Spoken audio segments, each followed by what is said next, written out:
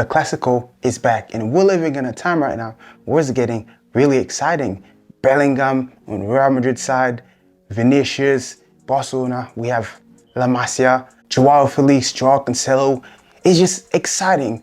I am a Barcelona supporter, so this video is gonna be about how Barca can beat Real Madrid regardless of all the injuries they have going on. If you're new here and you haven't subscribed, make sure you do, because we're gonna have a lot of fun on here.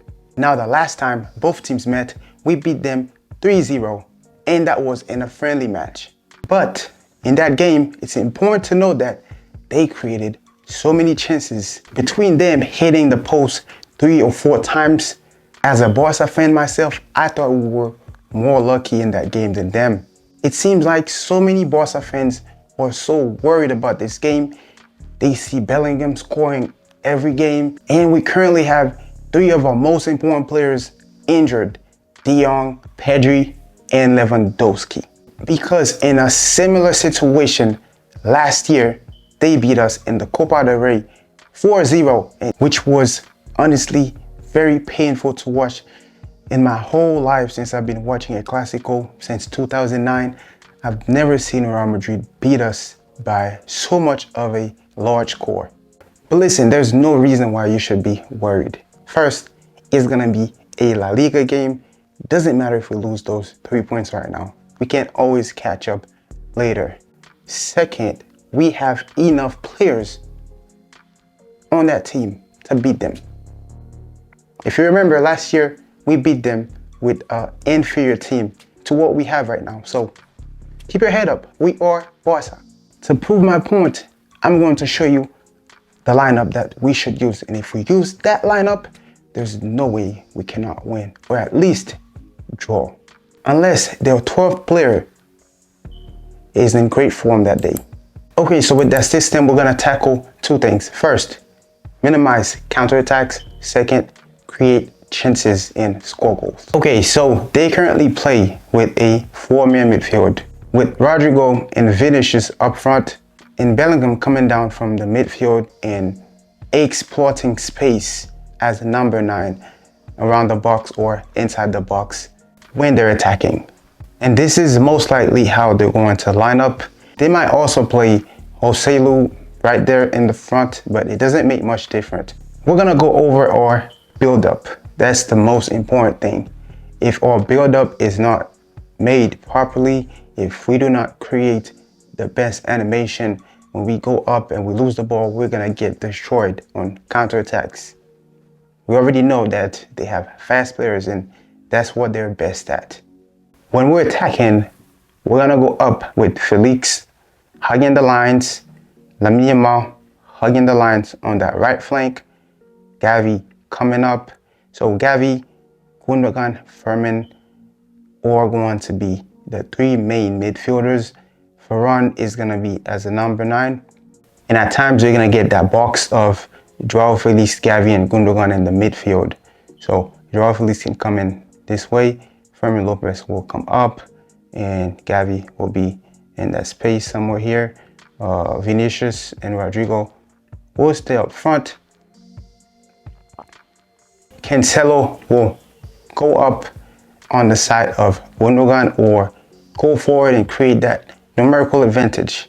All right, so in this game, I would not start with Alejandro Balde. If I do, it would be in the place of Inigo, but I think it poses a lot of risk, because on that side, if you have Balde go up, Valverde can be that man that go up, and when they counter attack us, we can be left with a 3 against 3. Right here, they have good dribblers, so that itself would be dangerous, because Gundogan is not a defender like that. We don't want him to be defending much. That's why I think we should play with a back 3 and play it with Cancelo being the extra midfielder, the extra man in the attack to help. So we're gonna have to play with 3 center backs to prevent counterattacks like that, because if they counterattack us with 4, we have 4 against 4. So they won't be able to destroy us. 4 against 4, that's good enough. And by the time they try to pass the ball around and open up space, Cancelo will be back in time, and we have our monster. Xavi will definitely be back in time and make some tackle or something crazy. But anyways, that's how we should do it. Going up, we should always have 3 players in the back, because if we don't have it, like you saw against Mallorca and some other team, we're gonna suffer.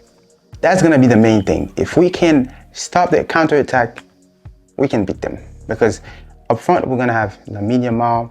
It's gonna be very, very interesting to see him against Camavinga. I think he's gonna dribble past Camavinga easily, but Camavinga has enough pace. Joao Felix is gonna be the main guy. He needs to be on point that day. He needs to be able to destroy Carvajal. I do not have any doubts about that. Xavi needs to be careful and not get a red card, because he's going to be very important in the build-up, going forward, defending, in everything.